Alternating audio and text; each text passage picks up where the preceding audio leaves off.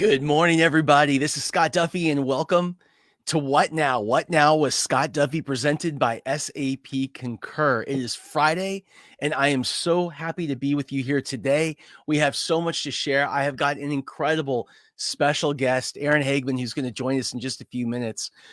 But today I want to start by making an announcement. I want to talk to you about the COVID Business Festival presented by SAP Concur. If you haven't seen it already on social media, I want to share with you what it is that we're doing, because we're bringing amazing content to all of you. And I'm just so proud, and I can't wait to share it and to share with you how you can get involved in this once in a lifetime experience.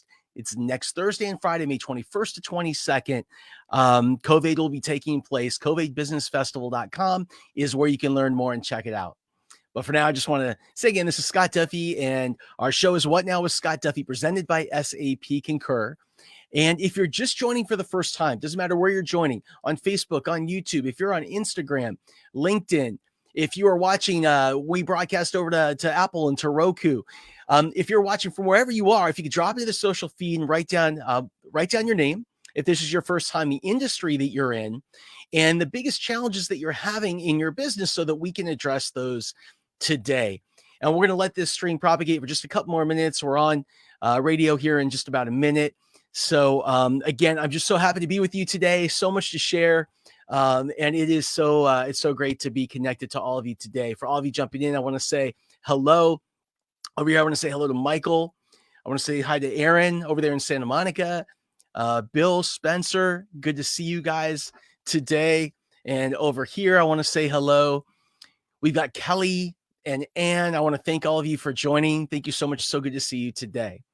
So here we go. Good morning. My name is Scott Duffy, and this is What Now with Scott Duffy, presented by SAP Concur. I want to welcome you from wherever you're listening. You can tune in each day at 10 a.m. Pacific to watch the live broadcast on Facebook and YouTube. You can listen nationwide on Dash Radio or download the podcast. This show is for entrepreneurs, small businesses, and those thinking about starting their own companies. It's for people affected by this economy. Maybe they lost their business, their job, they were furloughed, or they saw their consulting contracts canceled. It's for people asking, what do I do now? And how do I come out of this period even stronger? Now, on today's show, we're going to focus on the gig economy. We're going to talk about who's winning, who's losing, and what are some of the things that you need to know?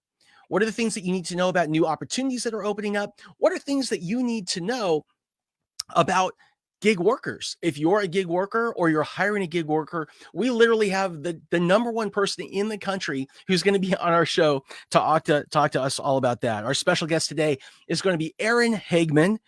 Aaron is the founder of DDI Delivery Drivers, Inc., and they are the biggest provider of delivery drivers to companies like Amazon, Walmart, Grubhub, and more. So we can't wait to have Aaron join us. Now today, before we get into the news and before we get into anything else, what I want to do is first announce COVID Business Festival, because I didn't really spend time on it yesterday as we were getting things organized. The COVID Business Festival is May 21st to 22nd from 8 a.m. to 4 p.m. Pacific time. You'll be able to watch it all over. I recommend you come here to Facebook or to YouTube, and that's probably going to be one of the best places to watch. We have an incredible lineup for you. The world's top entrepreneurs, athletes, and entertainers who are going to come in, and they're going to share with you what they are doing now, how they're pivoting, how they're adapting, how they're finding new customers, how they're launching new products, what they're doing today to thrive in this economy. And I'm telling you, it's going to be so exciting, because here's what was happening. I started this show, What Now? It was 8 weeks ago. Actually 9 weeks ago, almost yesterday, that we started the show. And when I first got started, it was because I had so many people asking me, what should I do now? What should I do now? And over the past few weeks, I've had more and more and more of you call or DM or write, and I've done everything I can one-on-one to help. But I just thought, wouldn't it be awesome if I could pull together some of the people, these amazing people in my network, to share from their perspective? So it's not just me, but it's their perspective in a variety of different industries, doing a variety of different things, and people who are audience who you guys could relate to. And so that's what we've done. And again, I'm so excited. Go to Covaid, Covaid, businessfestival.com so you can register. And by the way, when you register, you can also get a gift bag, and the gift bag is filled with things like free books, digital downloads, free memberships to online courses that have been provided by our speakers and sponsors, which is super cool. So download your virtual gift bag. And if you need help, if you need more one-on-one guidance, if you need group support, you'll find resources and programs for that as well. Again, covaidbusinessfestival.com. Now, in the news today, it's kind of a trip. So I was talking yesterday about how we have 50 states, over 3,000 counties, and over 19,000 cities here in the United States. And as we come out of the stay-at-home period, it feels like everyone's got a different agenda. Everyone's got different rules. Everyone's doing a different thing. And I go back and forth during the week between LA and Orange County, Newport Beach, where my home is. And I can tell you just in those two places, 50 miles apart, it feels a lot different.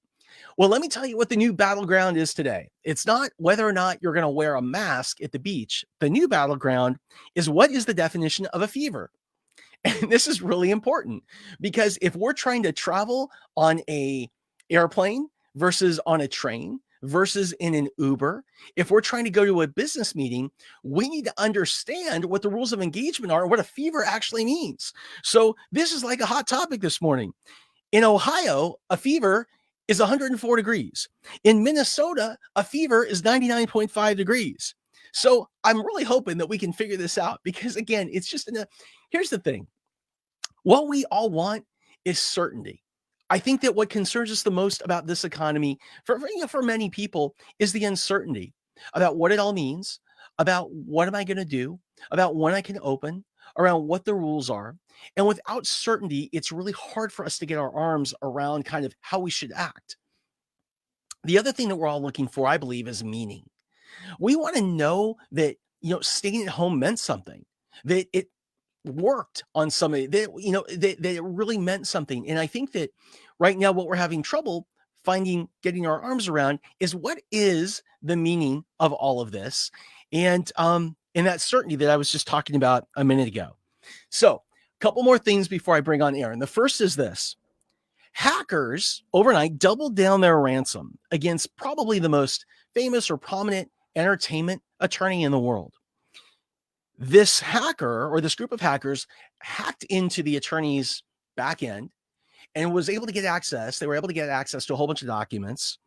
And, this is for people like Madonna and Lady Gaga and U2 and some of these big entertainers. And they asked for $21 million in ransom not to let this stuff out. Well, overnight, they increased that number to $42 million. And the question I have is, does anyone even care anymore? Does anyone even care about somebody else's dirty laundry? And it really brings up another point to me. It feels like in this age, the age of COVID, the status, or at least the definition of what status is and celebrity is, seems to be changing. I think, in this age of COVID where there's no fancy production for celebrity, and, you go on Instagram or something, you see your favorite glamour star in their pajamas with no makeup, with no production. These people just look and feel like you and me.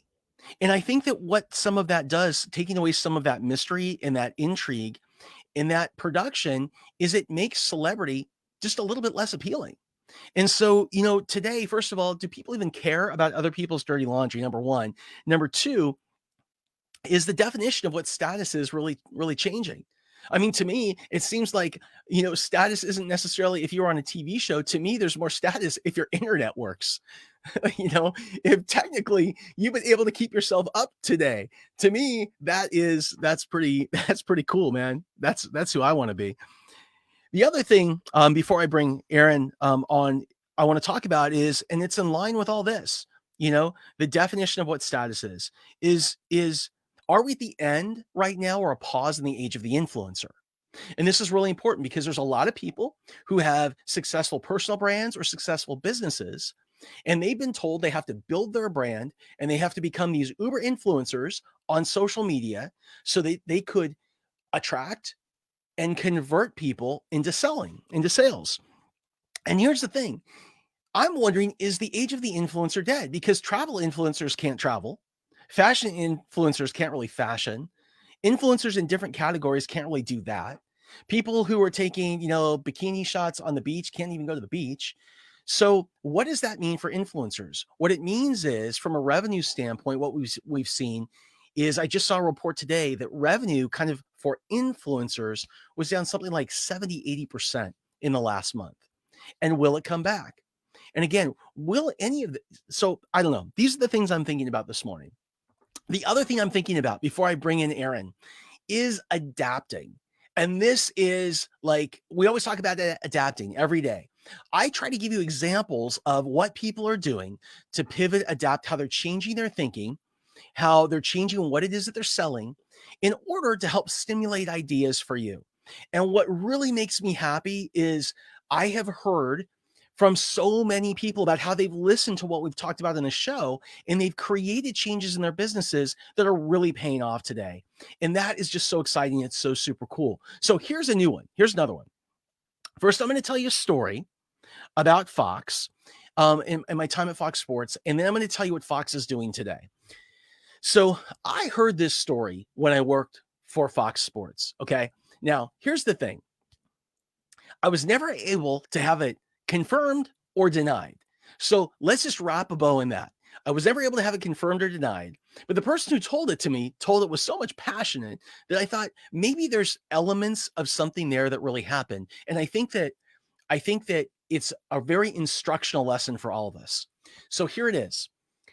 When Fox got the deal, they signed the deal with the NFL to create Fox Sports. NFL on Fox. The NFL had been on NBC, I believe it was NBC and CBS forever. And then you have this newer network, Fox, and they went and they bought and they won the rights to the NFL. Well, this is what I was told. And again, so you take it with a grain of salt, but really just focus more on the message. Okay. What I was told is the person who was running Fox Sports at the time, who is just an incredible genius. What he did is he took his creative team to Vegas. And on the first night, what happened when they were in Vegas was he brought everybody together and they thought they were going to work. And instead, they had like the best meals, the best this, the best clubs, the best time. That's what they did. And then the next morning, people got up and they got together and they thought, okay, we're going to get to work. But instead, they had the best meals, the best activities, the best this, the funnest everything.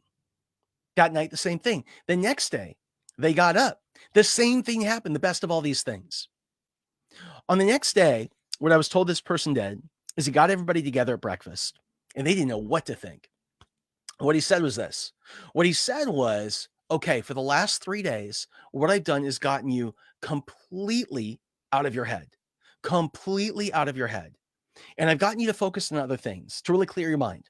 And I've gotten you to meet and engage with new people in the company that you wouldn't necessarily talk to every day. And he said, and so what I'm going to do now is this. While you're sitting here having breakfast, there's a video game player and 2 video games being put in each one of your rooms. And your job for the next 24 hours is to do nothing but this, is to play. It's to play the games that our target customer watches, okay, or play the games our target customer plays. Do that and think about what are the sounds, the sights, the graphics, all of these different things that Fox, the NFL on Fox and Fox Sports is going to be. And that's what they did. And when Fox launched Fox Sports, their TV production, everything about what they were doing was so different, so unique. The sounds, the robot, the graphics, all that kind of stuff. Well, today I learned that what Fox is doing is they are experimenting with new technology and new ways to make it feel like you're watching a game on television that is more like a game with a filled stadium. Because there's a very good chance that the professional sports are going to go back to work. NBA is going to go back. NFL is going to go back. They're all going to go back. The thing is, will these leagues will they have fans in the stadium right now? And so what Fox is doing is they're experimenting. This is what I've heard. They're experimenting with some kind of imagery, something that makes it look like the stadium is full, like actually piping through sound and things like that. So when you're watching on television, you get more of a full game experience. And so, I just hats off to the innovators. I mean, hats off to the innovators. It is so super cool. Necessity is the mother of invention. Give an entrepreneur a big goal and not enough time, and it's amazing what they can achieve. Hoorah. You gotta love entrepreneurs.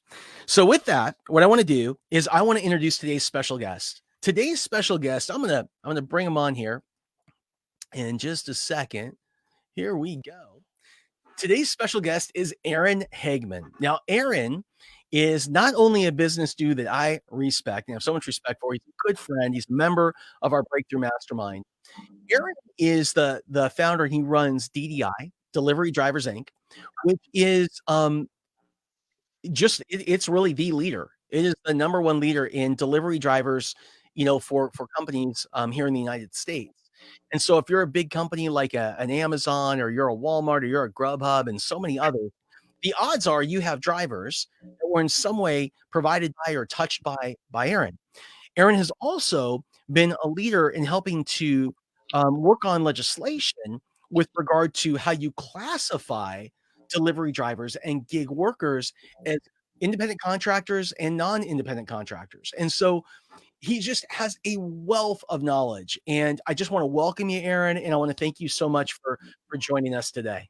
Hey, buddy, how are you? It's great to be on your show. Thank you so much.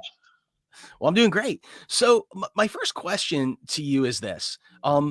First of all, describe what DDI does. What does DDI do? What is the market that you serve? And then from there, I want to talk about how has this COVID crisis impacted you? Sure, of course. But a couple quick things. One, you always spell my last name wrong, and you have it wrong on the screen, and I'm gonna get your name for the last time because I love you and we've known each other way too long. This is the last time I do your show, you spelled my last name wrong. But no. All jokes aside, congratulations. I just want to take a quick second because I love you first and foremost. Congratulations on COVID. I am so excited to join again. Everybody, May 21st. Make sure you're there for Scott's whole thing for the whole day. It's going to be amazing and next level. And then also I noticed, congratulations on, I think I saw today, episode 50. So I feel very honored to be episode 50 of your show, on that end. And, congratulations on this. I watch as often as I can for the show. So I'm really proud of you, buddy. You've done a great job. Thank you. All right, so to what we're here to talk about today, the gig economy, the last mile drivers, and all the things around it. I have so much to talk to you about, and we'll try to stay focused. What does my company, Delivery Drivers Inc., DDI, what do we do? We are the third-party human resources support for the last mile, for the whole gig economy, for the last mile labor. We help our clients in everything delivery, whatever the product is, grocery or food or products in brown boxes or medical products from hospitals to diagnostic testing centers. We handle all of the human resources work to support our clients to make sure they do the 1099 program properly, excellently, and hyper fast and efficiently, from onboarding, accounting and taxes, and risk management insurance programs support these days with new stuff in the unemployment claims for the 1099 world. All of that work. In a nutshell, that's what we do to support our clients in the whole industry. We are last mile labor. That's what we like to say. So the gig economy is one of those, it's like one of those, I don't know if it's more of an industry or if it's an idea, but the gig economy seems to be something that has benefited, where there's been job creation as a result of COVID-19. Where are the opportunities in the gig economy, and like, what are you seeing? What are your customers asking you for? What are they saying? We need this now, or we need this different, or here's a new thing that maybe would be great for delivery drivers. What are you hearing out there? Yeah, gosh. Again, where to go? So one of the biggest impacts on the gig economy and the last mile is what everybody's told you, sort of behind the scenes, fuel to the fire. It is busy.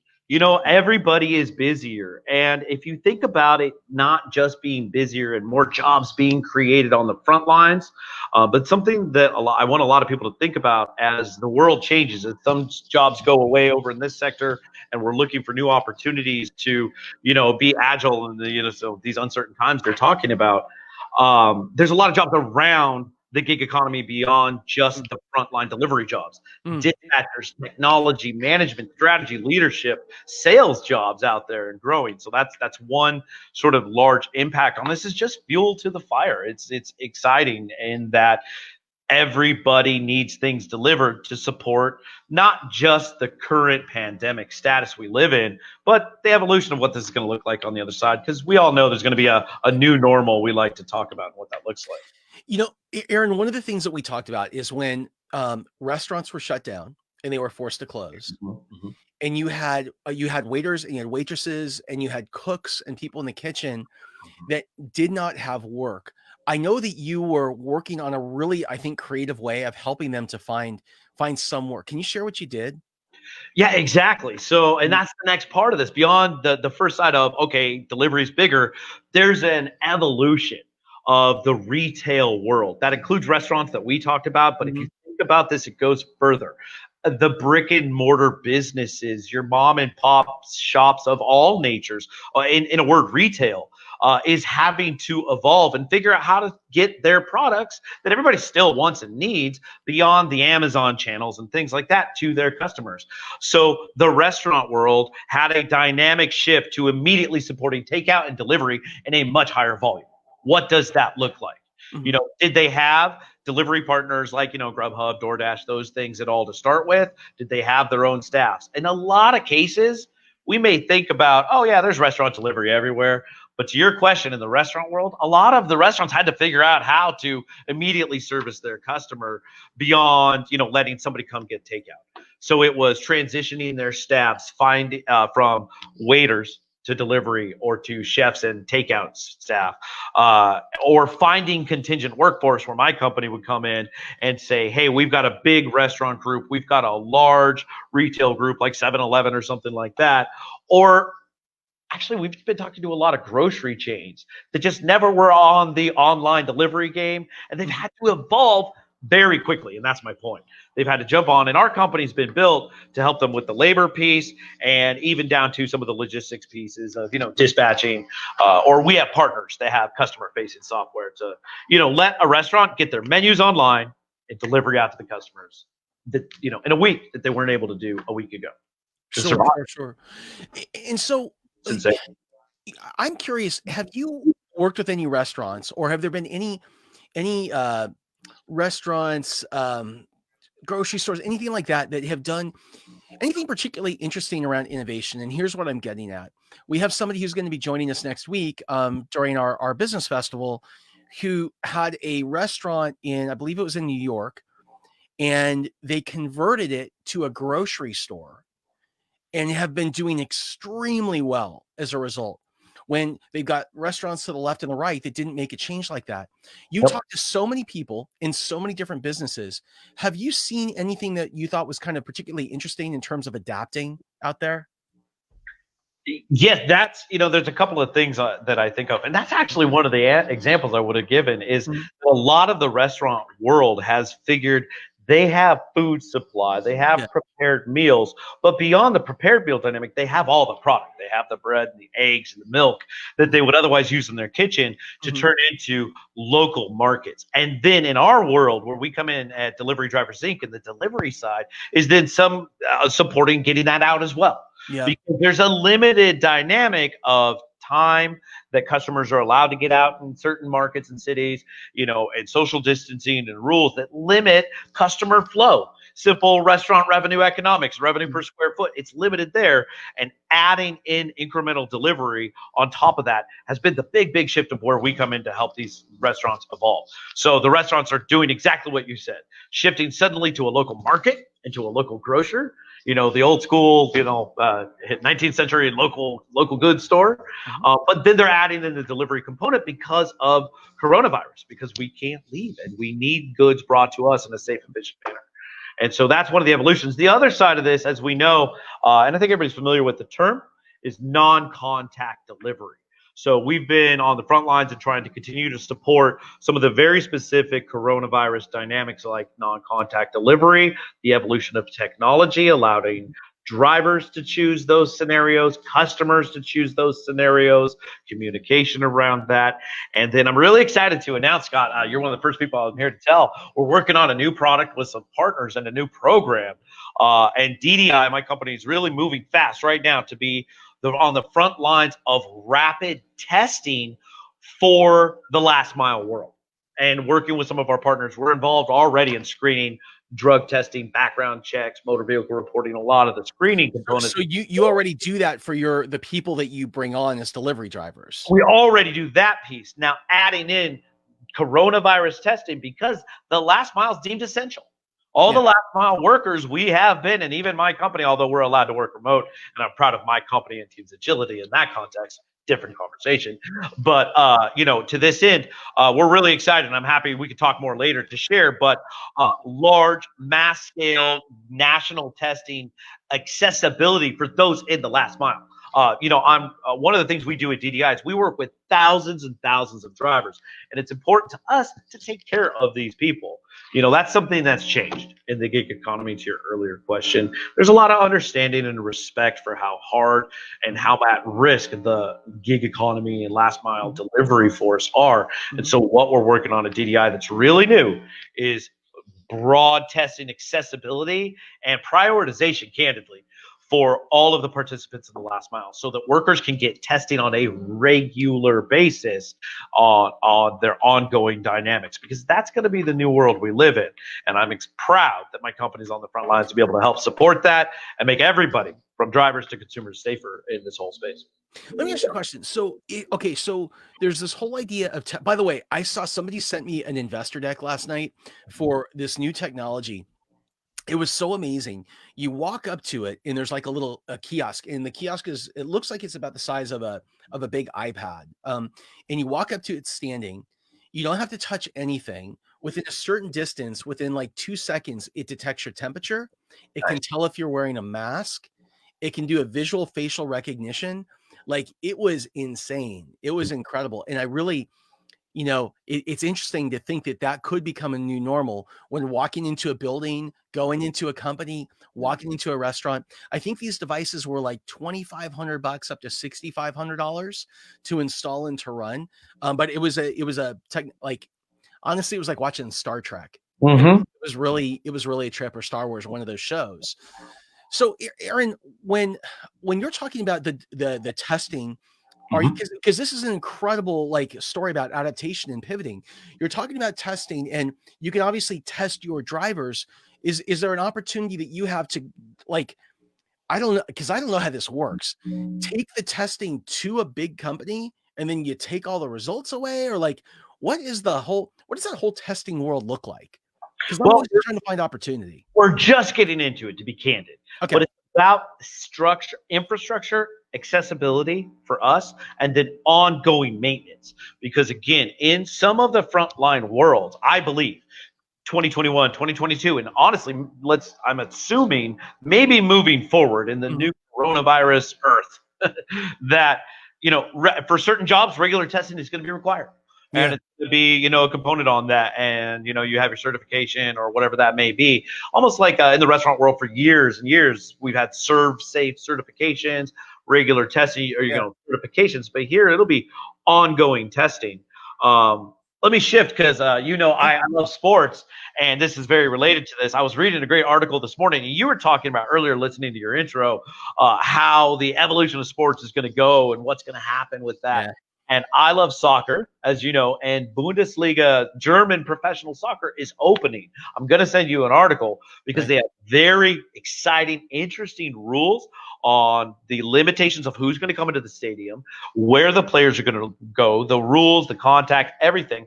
But to this conversation, tying it all together, the regular testing, as in every 2 weeks, that the players will be undergoing on an ongoing basis, plus some of that space age technology you were talking about, walking through the scanners before the games go live, going in there to be able to play that. But I'm anticipating hopefully soon we'll be able to attend these games in our virtual headsets, and they'll put you and I together. We can have a beer and together at a Rams game together again, you and I, and virtually, and they'll project our image and our noise and sound down to the players so they can feel us there. And that'll be our new weird world. But I'm getting off topic. So. That's awesome. I have a question. Somebody who's watching today has a question. How does the testing world that we've been discussing tie back to HIPAA? Yeah, that's a great question, because I think there's going to be some personal privacy disclosures for certain jobs, because that's what HIPAA is all about, right? It's your Personal Privacy Act around, the health insurance rules. And so to that end, if you're choosing to be in a certain line of work, maybe construction, for example, where you got to go out there, you got to work and build things, or of course in the delivery world that I'm in, that you're going to have disclosure and acceptance to that. And so when you choose regular testing, there's sort of a trade-off of, I believe, privacy that's going to say you get your sticker, I'm good and certified. I was thinking about this from I have a couple of friends that are in the massage and masseuse industry. They own a few salons, and a couple of friends that are actually masseuses. The same thing in these contact worlds where it's just going to be how it is. So I believe you're going to trade your privacy for that opportunity to sort of work, and then just say, yeah. But you also get that opportunity again, I think, is the key here, right now at least, because testing is still limited in 2020 to have access to regular testing. So you'll know I'm a delivery driver, but man, I get to go get tested twice a month for my own safety and confidence of my family. It's just so interesting. When we talk about that, and we talk about the testing, I'm just thinking about my friends that have small businesses. I've got, a couple of friends that are in the spa world and the wellness world, and they have these amazing facilities. I have one that has a massage place. They've got like 20 or 30 people when they're busy that go. Nobody wants to come back to work. Anyone that is on unemployment and getting that extra $600 a week, they would rather stay at home. In fact, I was just talking to somebody before we went on who works at, he runs somewhere out of state. He runs a big arena and one of the big sports arenas. And we were talking about how they're planning and how, all that kind of stuff, bringing sports back in. And it was the same thing, having people that had to be furloughed and then getting people and then going back to these people and saying, great, we've got money. We want to bring you in. And there people are saying, no, it's okay. I'm making more right now. I'm totally cool. The problem is that when the small business can't open now or can't take in the money that it needs because nobody's working, it's going to do one of two things. It's actually going to do one of three things. Okay. So here's what's going to happen. Number one, they're going to report you. So if you turn down, because unemployment is contingent on you taking a job if you're offered a job. So they are going to report you because they don't want to be disqualified from having to give money, have that grant effectively become a loan that they're on the hook for. That loan from the government, that PPP, like that grant becomes a loan if they don't bring their people back and pay them for in 8 weeks. So issue number one is, and the way they're going to have to report, or it's going to really come back. It could really come back negatively and hurt them. So that's number one. Number two that's going on is if people aren't coming back and they've got to hire people, they're hiring other people. So you've lost your job, right? That's number two. And then number three, that business, because it might not be able to staff up right, may not be able to fully come back. And so there's no job to come back to, even if there was one open for you. And so it's put both sides. I understand both arguments, and it's put both sides in a really, really tough position right now. And it's one I don't envy. And I guess this really doesn't have anything to do with testing. This has everything to do with the way the PPP program and unemployment were both set up. I don't know if it hit at the same time, but in relatively short periods of time. And maybe they didn't consider the people authoring both those bills, the impact it would have, people were working fast. I just don't know. No, it's an awesome conversation, man. And just quick thoughts are, I think at a I get this conversation a lot about, workers not wanting to return to work because they're being supported by boosted unemployment and things like that. And I think at a macro level, we have a shift in the labor pool. Mm. And, it used to be this, and it's something in transition right now, and it's unbalanced. And I also think right now it's also temporary on a high level. So what we're feeling is a short term, but it is very hard when you look at the PPP dynamics and some of the rules of conversion and forgiveness on the loans and the money, of course. Mm-hmm. But it's just a short term labor market this year. And I say short term at a higher level, Yeah. macro level, that's supported by the government. Because, like in California, where we're at, for example, you get $450 a week on unemployment, but it's $600 from the federal government supplemented right now. That's not going to last forever. There's not enough funds. Yeah. Accessibility is going to be challenged, to your earlier points, and it's going to be challenged. So we're in a transition phase. That's all I can really say. It's hard to be an entrepreneur right now. What the other side looks like is to be determined. And does it look like it used to? Probably not. I think it's going to change. I know in my world, in 1099s, Yeah. it's changing. Benefit accessibility is suddenly a thing, and that's changing as well. So yeah, it's nuts. Aaron, let me ask you this. A lot of us that have businesses with this gig economy and gig economy workers don't even know what the definition of an independent contractor is versus an employee today, because that keeps changing. I want to mention that we had at one of our mastermind groups, we had somebody who used to work in government in the office of the president. And, I know one of the things that he had shared with you and with the group is when it comes to legislation, if you're in an industry that looks like it's going to become regulated or more highly regulated, or new laws are going to pass, don't wait. Get on your toes and be a part of the process. Go find out who's writing that stuff and be a part of the bill. And I know that as it related to gig workers, you got very involved to try and craft this stuff. So my question for you is, what is the multiple questions again? Yeah. What's the definition of a gig worker? What is the difference between a freelancer and a employee today as it relates to this gig work economy, right? And number 3, what are the best ways for us to stay compliant? Because this is a big part of what you do. Amazon, Walmart, I mean, they've got thousands and thousands of drivers, and through your company, you bring all these people in and you manage a lot of this stuff for them on the back end, correct? Absolutely. It's so complex. Yeah. All right, here we go. Big question. You ready? Baby. All right, here we go. But I can answer the first 2 questions together. Your first question was, what's a gig worker from a definition standpoint? Yeah. And then secondarily, you said, what's the difference between a freelancer and an employee? So I want to put these together because gig worker, freelancer, independent contractor, all labels, all synonyms to the same thing. Independent, entrepreneur, heck, when you're starting off by yourself sometimes, we fit into these independent categories. What it actually comes down to be technical to your question, is a definition of status that is the difference between either is the individual, a 1099 worker, do have a 1099 relationship, and the tax implications and all the working formal business relationship dynamics to that, and that set of red tape, if you will, or is the individual a W-2 employee? And that set of red tape, if you will. And we have people and partners out there for all of these things. You got our friends like, and this isn't a plug by any means, but Paychecks and ADP and all of our payroll software processing companies that help us keep up with tax tables and the automation software to pay our employees. And to your question, segueing forward, manage the jurisdictional nuances. I have employees in Arizona, California, New Mexico, et cetera. What are the state payroll tax tables, et cetera, right? And then on the other side of things, from the W-2 world to the 1099 side, you have companies like mine that literally are sort of the ADP for the 1099 world. Sorry for that analogy. I don't know if I like that one too much, but it fits into this conversation to help support these companies. Yeah. So that's part of the answer. Third, the next question.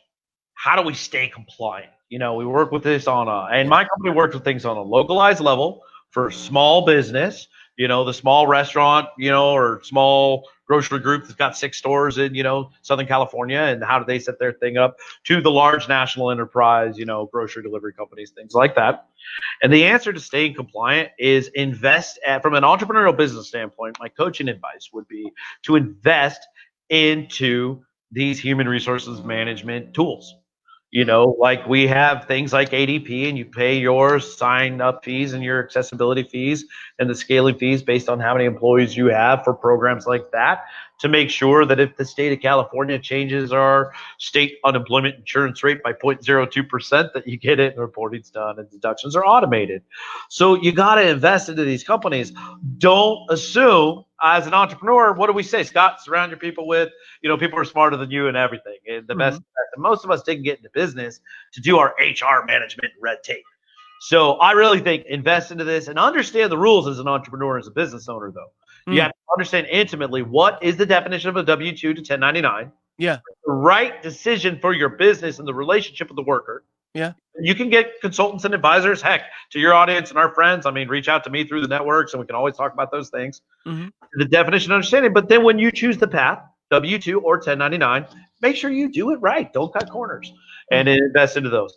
The thing, a thought of knowledge I would offer to our audience today is to understand, because I understand and appreciate your audience is, national, global, all over. You and I may be in Southern California, 5 miles from each other right now, but on a global basis, the definition of what defines a 1099 worker, to focus on that side, which is my world, just like employees, we have to understand is jurisdictionally defined and different from state to state to state to state. What does California say, with the whole debate and conversation around the bill and legislation bill around AB 5, versus what does the state of Oregon right next door say with regards to the definition of an independent contractor? And they have their own, by the way, separate specific law, in Oregon Labor Code that's not related to AB 5. So if you run a business that does delivery or whatever, maybe you're a graphic design house and you have independent contractors and freelance artists on your team that are in Portland, Oregon and Newport Beach, California, you have to understand you have 2 different sets of rules, just as if you had 2 sets of rules of employees. So if we understand that at a high level, we invest into the professional support, and we don't cut corners. I think that's my answer to your question. Awesome. So how can, if somebody wants to engage with you, they have questions, or share with us what so we talked about the big clients, these big boxes. Do you only work with these bigger companies? Do you work with smaller restaurants? What does that look like? No, I'm really excited. Our company is so cool. I've done it forever. So proud. We have a really, really agile technology platform that is truly scalable for small business to enterprise level national business. So I have clients with, a local mom and pop business, we would say, that might be a delivery or a courier company or something like that, with 10, 15 drivers that I might support in their local city, whatever that city is on there, down to, of course, larger, different levels of enterprise. So our platform, being very technology based, is super scalable. So to then your audience, and I think maybe where it's going, and again, because we're friends, and to your audience, I would say find me with my name spelled correctly on LinkedIn. But no, find me on LinkedIn, Aaron Hagemon, and reach out. Spell Hagemon, Aaron. Spell Hagemon.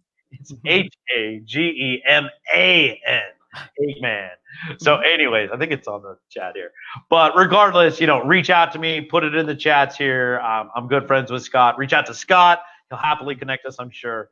And I am happy, true, honest, offer to your audience, if you will, to take a couple of minutes, talk about your business, super high level, and just to help you understand, am I 1099 even at risk or whatever? I talk too much. I'm happy to jump on a Zoom with anybody one-on-one for, 15, 20 minutes just to kick the can around for a few. Amazing. I want to thank you so much. Thank you so much, buddy, for coming on. I love you, my friend. To Aaron Hagemon, we love you. We love you. We love you. You have an amazing day. I'll reach back out to you later. Everybody, Aaron Hagemon, DDI Delivery Drivers, Inc. Thank you so much. And for everybody else who's joined us today, and all of you that are listening and watching, I want to thank all of you for joining What Now with Scott Duffy, presented by SAP Concur. We will be back on Monday. And don't forget, the COVID Business Festival, which we just announced, the COVID Business Festival, May 21st to 22nd. That's next Thursday and Friday, 8 a.m. to 4 p.m. Pacific time. We have got an incredible lineup. Some of the world's, literally the world's biggest brands, the top entrepreneurs, entertainers, athletes that are going to be sharing what they are doing, how they are adapting, pivoting, how they are coming out of this crisis, what they're doing to stabilize themselves, how they're coming out stronger. We want to do everything we possibly can to help. Everything we possibly can to help you through this period, to know that you're not alone, to know that you're not without resources. By the way, if you go to covidbusinessfestival.com today, you can register and you'll receive a free virtual gift bag that is filled with free books, free tools, free digital products, free online like academy things, all these gifts that our sponsors and that our speakers are all giving away for free to help entrepreneurs like you and me to rise out of these ashes even stronger. So again, this is What Now with Scott Duffy, presented by SAP Concur. I want to thank all of you for joining, and have an amazing weekend. Bye-bye.